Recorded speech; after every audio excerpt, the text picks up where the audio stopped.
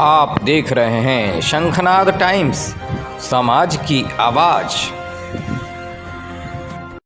जी के स्तर पर हम लोगों का लगातार रिव्यू होता है और उनसे बहुत ही बहुमूल्य गाइडलाइंस समय समय पर मिलती रही हैं। उससे हमारे लॉ एंड ऑर्डर की स्थिति अच्छी करने में, अपराध के उन्मूलन में बहुत सुधार जो है वो हुआ है। दो और महत्वपूर्ण काम हुए जो जिसका जिक्र करना जरूरी है। दिनांक 6/7/22 को ERSS फेज 1 का इनॉग्रेशन माननीय मुख्यमंत्री जी के द्वारा किया गया और पब्लिक को डेडिकेट किया गया। ये यहाँ की आबादी के लिए बहुत ही बढ़िया और बहुत ही अच्छी पुलिस की सर्विस है। फेज 2 में काम चल रहा है, वो काफी जल्दी आपका हो जाएगा, तो यहाँ के नागरिकों को बहुत फायदा होगा। इसके अलावा दिनांक 16/11 को कुल 10,459 सब इंस्पेक्टर सार्जेंट कांस्टेबल को नियुक्ति पत्र का वितरण जो है वो माननीय मुख्यमंत्री जी के हाथों से करवाया गया।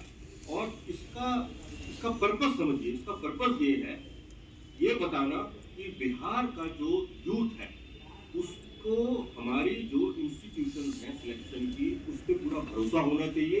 जिस तरह ये 10,459 लोगों ने अपनी योग्यता के बूते पर अपनी नौकरी पाई है, उसी तरह से बाकी लोग भी अगर मेहनत करेंगे तो उनको भी अच्छी से अच्छी नौकरी मिलेगी, तो उन सबका जीवन स्तर ऊंचा होगा। और ये जो हम लोगों का मॉडल था, इसका असर बिहार में जो हुआ वो मैंने बताया आपको, पूरे देश ने इसको एडोप्ट किया। और जगह भी फिर इस तरह से जो नियुक्तियों की चर्चा जो है वो शुरू हुई, और इसका अंतर्गत जो फायदा है वो हमारे बिहार के, हमारे देश के नागरिकों को, जो यूथ है उसको मिल रहा है। ये बहुत ही जो है वो खुशी की बात।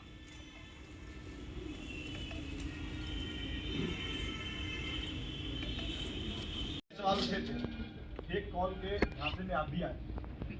अभिषेक अग्रवाल जो है वो आपको भी गुमराह किया। नहीं, मैं आपको उसको क्लियर कर देता हूँ। आदित्य कुमार का मामला मैं क्लियर करता हूँ। देखिए, इसके 2-3 चीजें हैं वो मैं आपके सामने रख देता हूँ। एक तो आज की तारीख में आदित्य कुमार पर 2 केस, दोनों केस का इन्वेस्टिगेशन चल रहा है। ट्रू हुआ है, सस्पेंडेड है वो आदमी, और उसको पकड़ करने के लिए हमने उत्तर प्रदेश की पुलिस की सहायता की।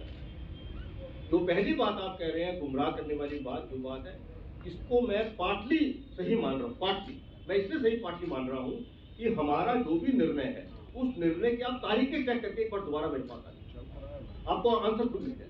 क्योंकि जब आप लोगों की जो विचार चलते हैं, उस विचार को कंटेस्ट करना पूरे ग्रुप के लिए, मतलब पूरे ग्रुप में जब विचार चलता है, मैं नहीं समझता उसका कोई फायदा होता है। लेकिन आज मैं आपके सामने कह रहा हूँ ना, आप डेट चेक कर लीजिए, आप हाईकोर्ट का ऑर्डर चेक कर लीजिए, आप उसके अंदर जो लिखा हुआ है वो चेक कर लीजिएगा। वो तो चीज छुपी हुई नहीं है, आपको अपने प्रश्नों का उत्तर स्वतः।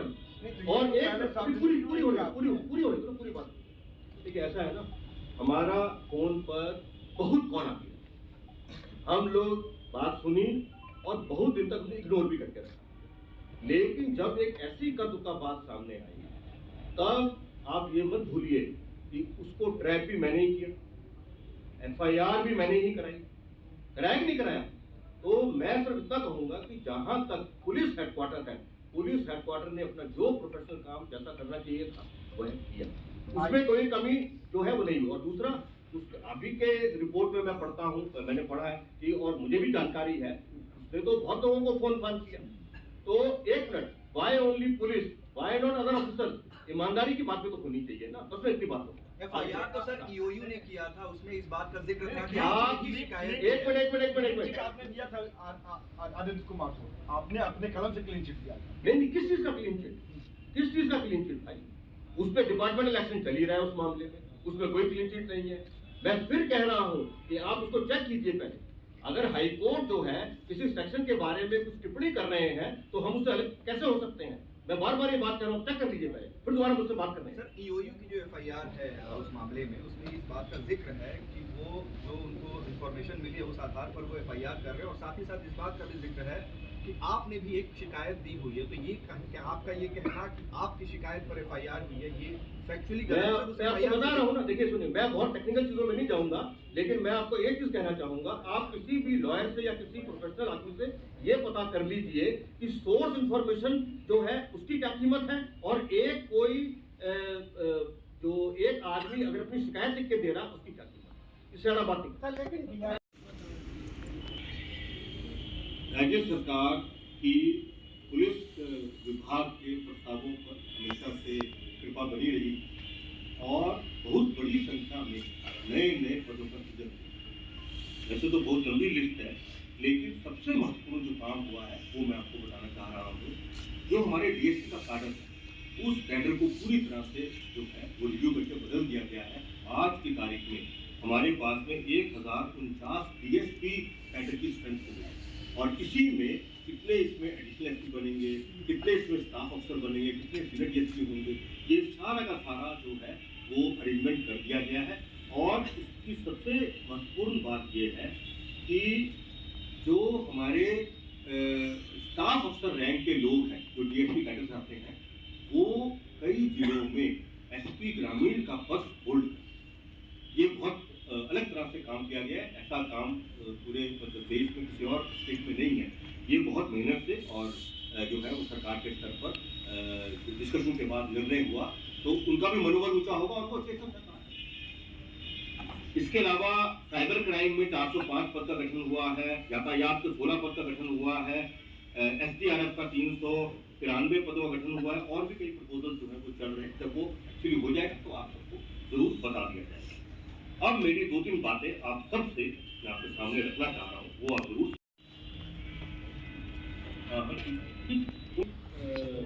काम को स्टैंडर्डाइज किया है, वो है आप लोगों से इंटरेक्शन और आप लोगों को सूचना का प्रदान करना। हम लोगों ने पूरी व्यवस्था इस तरह से बना ली है कि आपको डेली प्रेस का नोट जो है वो मिलता है।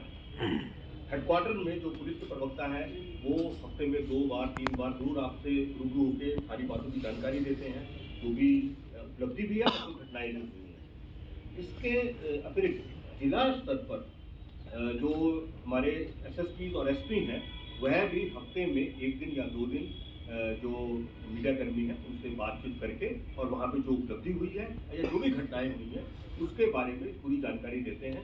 ये मैं इसलिए कह रहा हूँ, मैं केवल अनुरोध कर सकता हूँ, ये अनुरोध कर रहा हूँ कि देखिए हम कोई भी बात करने से पहले तथ्य पूरा उसका ठीक कर लें और उसके साथ साथ कोई भी बात अपनी जो कहने से पहले आंकड़ों पे बात करें।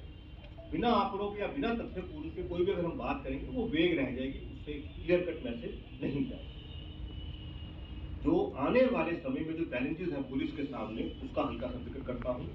ऑर्गेनाइज्ड क्राइम बहुत बड़ा चैलेंज होने जा रहा है, इकोनॉमिक क्राइम्स बहुत बड़ा चैलेंज होगा, साइबर क्राइम्स बहुत बड़ा चैलेंज होगा, crime against weaker section women वो एक बड़ा चैलेंज होगा।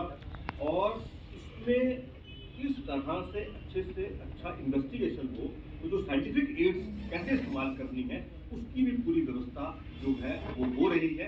बहुत सारे काम हो चुके हैं, कुछ काम जो है वो आने वाले समय में हो जाएंगे। हमारी एफएसएल की 3 रीजनल सेंटर्स बन गए हैं, पहले 1 था 3 हो गई है। उसके अलावा हर रेंज पर भी बनाने की बात है, वो हम लोग कर रहे हैं। एक और चैलेंज जो आएगा वो आएगा पुलिस अफसर और जवानों की सोच विचार और उनके कंडक्ट के स्तर को अलग अलग तरह की ट्रेनिंग देकर उसको ऊंचा बनाना, ये बहुत बड़ा चैलेंज है। एक और बहुत बड़ा चैलेंज जो पुलिस के सामने है और आने वाले समय में रहेगा वो है जुवेनाइल डेलिंक्वेंसी। बहुत बड़ी संख्या में बहुत कम उम्र के जो लड़के और लड़कियां हैं वो गलत हरकतों में रह रहे हैं, अपराध में भी कई लिप्त पाए गए हैं। तो ये बहुत ही समाज के लिए बहुत बड़ा चैलेंज है, केवल पुलिस के लिए नहीं, समाज के लिए बहुत बड़ा चैलेंज है। मेरा सबसे अनुरोध है कि आप अपने मीडियम के माध्यम से सभी जो अभिभावक हैं उनको रिक्वेस्ट करें कि ये उनकी भी जवाबदेही है जो है कि वो अपने बेटा बेटी को अच्छे संस्कार दें, समझाएं और उनको अच्छे से अच्छा काम करने के लिए प्रेरित करें। एजुकेशन इंस्टीट्यूट जो हैं वह भी अपना इसमें सकारात्मक योगदान देते हैं, क्योंकि जो संस्कार मिलते हैं बच्चों को वो सबसे पहले परिवार से मिलते हैं और उसके बाद प्राइमरी एजुकेशन, बाकी भी मिलते हैं लेकिन वो अलग अलग जिंदगी के स्टेज पर मिलते हैं। ये दोनों बहुत बुनियादी चीज हैं, वो बहुत इम्पोर्टेंट है।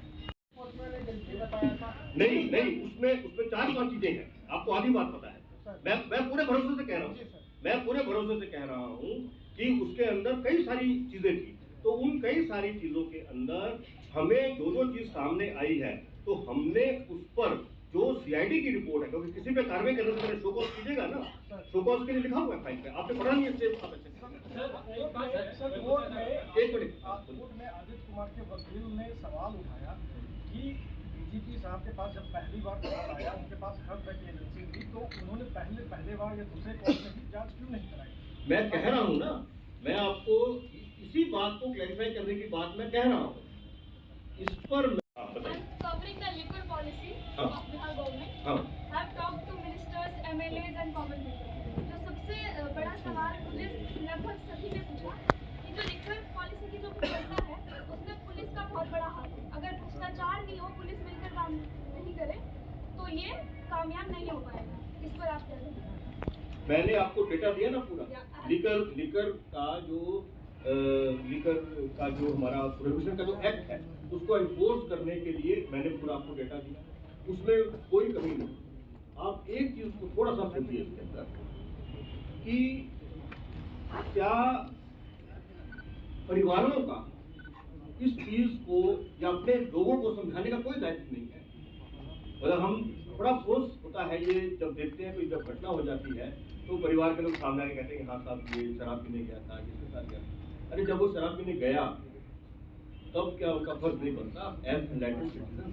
मैं ये नहीं कह रहा कि हमारी जिम्मेदारी या पुलिस की जिम्मेदारी या एक्साइज डिपार्टमेंट की जिम्मेदारी नहीं, क्योंकि हमारा जो प्रदेश है उसकी आबादी बहुत ज़्यादा है, उसकी पॉपुलेशन के हिसाब से ये जो भी हम कोई काम करेंगे, चाहे क्राइम का काम क्रिमिनल का हो, चाहे लिकर पॉलिसी का एनफोर्समेंट हो, चाहे इलीगल सैंड माइनिंग का हो, चाहे इलीगल लैंड का हो, इसका जो दायरा है वो बहुत विशालकाय हो जाता है।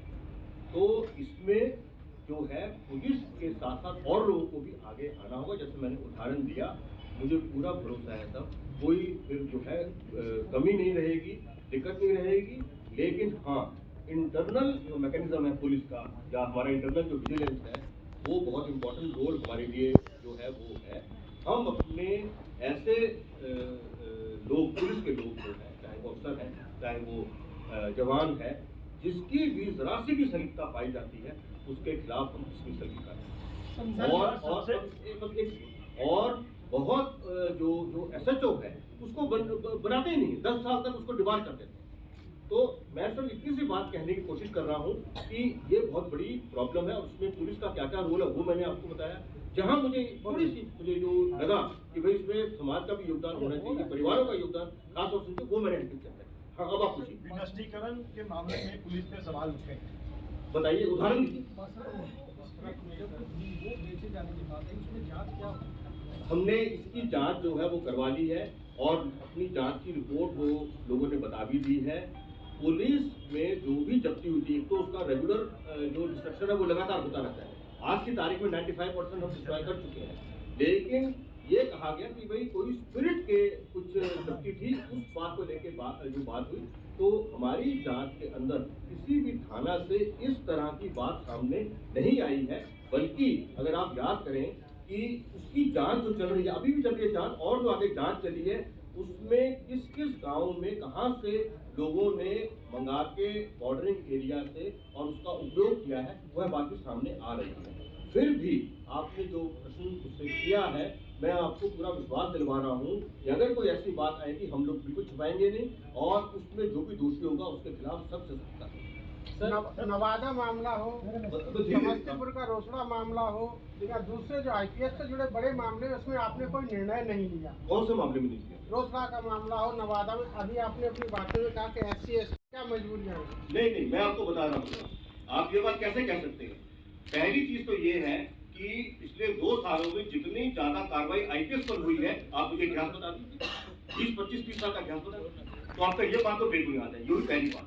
दूसरी बात, मैं अभी क्योंकि मामला इन्वेस्टिगेशन में, इसलिए मैं कोई टीका टिप्पणी नहीं करूंगा, लेकिन हमें जो हमारे ही विभाग के ऐसे अफसरान जिन्होंने उसको डिफ्लेक्ट करने की कोशिश की, उसको भी अपने मतलब मन में रखना चाहिए। तो मेरा सिर्फ इतना कहना है कि हमारी इस पे जांच जो है, देखते हैं कि पुलिसिंग को हम ना आइसोलेशन में देख रहे हैं। मतलब कि पुलिसिंग को आइसोलेशन देखने से तात्पर्य ये है कि किस तरह से कोई घटना हुई तो उसको बिल्कुल आइसोलेशन में देखना, उसके कॉजेज या क्या क्या है, उसके जो है कारण क्या है, वो उस अच्छे से हम लोग नहीं देख रहे हैं। मेरा अनुरोध ये है कि पुलिसिंग को आइसोलेशन में ना देखकर हम उसको समेकित तौर पे देखें। जैसे उदाहरण के लिए कोई भी समाज में अगर एजुकेशन का स्तर अच्छा होगा, हेल्थ का स्तर अच्छा होगा, पब्लिक सर्विसेज डिलीवरी स्टेट की अच्छी होगी, तो इन सब चीज़ों का सकारात्मक प्रभाव पुलिसिंग पर भी पड़ता है। लोगों का सेटिस्फेक्शन लेवल अच्छा होने से पुलिसिंग पर पड़ता है। तो ये समेकित चीज़ को देखें और सभी जो समाज के विभिन्न अंग हैं, विभिन्न संस्थाएं हैं, उन सबको सकारात्मक योगदान देने के लिए हम प्रेरित करें, ताकि जो समाज के जो कमजोर वर्ग हैं या गरीबी रेखा से रहने वाले लोग हैं, उनकी बातों की सुनवाई या उनकी बातों के उनसे जुड़ी हुई जो समस्याएं हैं उनको भी डिबेट डिस्कशन में लाएं, क्योंकि डेमोक्रेसी का डिबेट डिस्कशन के आधार पर ही सोल्यूशन निकालने का की परंपरा है। उसको लाने से क्या होगा कि समाज के अंदर एका आएगा और समाज में इंक्लूसिव जो ग्रोथ होनी चाहिए या जो इंक्लूसिव पुलिसिंग होनी चाहिए वो करने में सबको फायदा होगा। अंत में केवल दो चीज जो है मैंने सोची आज, बहुत पढ़ाई लिखाई तो बहुत तरह की होती है, मैनेजमेंट गवर्नेंस की बहुत चीजें होती हैं, लेकिन जब कभी कोई व्यक्ति ये सोचता है कि नहीं कौन सी ऐसी बात, एक या दो बात कही जाए जिसका असर लोगों की जिंदगी पर पड़े, उनके स्वभाव पे पड़े, सोच विचार पे पड़े, तो दो चीजें मैंने आज सोची वो आपके सामने रख रहा हूँ। पहली चीज, हमेशा दूसरों के बारे में सोचना चाहिए, तो दूसरे लोग आपके बारे में स्वयं सोच लेंगे, आप दूसरों के बारे में सोचेंगे, समाज बहुत अच्छा बनता है उससे। उदाहरण जापान का समाज। और एक चीज, मान सम्मान चाहे वो किसी का भी क्यों ना हो, उसकी रक्षा करना सभी का दायित्व है। हमारे पुलिस में भी चाहे वो कनीय पदाधिकारी है, वरीय पदाधिकारी है या वो जवान है, मान सम्मान से कोई कॉम्प्रोमाइज नहीं होना चाहिए और मान सम्मान का प्रोटेक्शन करना इंडिविजुअल का भी कर्तव्य है और इंस्टीट्यूशन का भी और समाज का भी कर्तव्य है। ये मुझे आपको ब्रीफ करना था। अब आपको कोई उससे पूछना हो या कोई और बात है तो मैं आपके सामने हूँ।